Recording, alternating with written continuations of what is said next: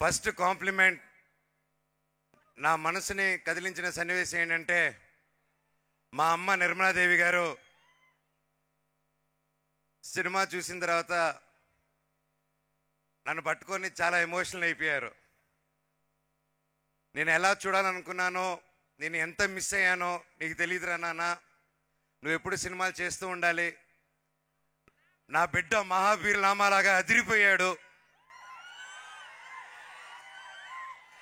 ఎన్నో సంవత్సరాల తర్వాత నా విషయంలో మా అమ్మ కళ్ళల్లో ఆనందం చూశాను. అలాగే ఆ రోజంతా మా అమ్మ ఫోన్ల మీద ఫోన్లు, మా బిడ్డ సినిమా చూసారా, నా బిడ్డ సినిమా చూసారా, మా బిడ్డ హిట్టు కొట్టారని మా అమ్మ చెప్తూ ఉంటే నాకు అంతకంటే దేవుడా థ్యాంక్ యూ అనుకున్నా. అలాగే మా అక్క కూడా చాలా రోజులుగా చాలా ఇబ్బంది పడింది, నేను సినిమాలు చేయకపోవడం వల్ల ఎప్పుడు బాధపడుతూనింది.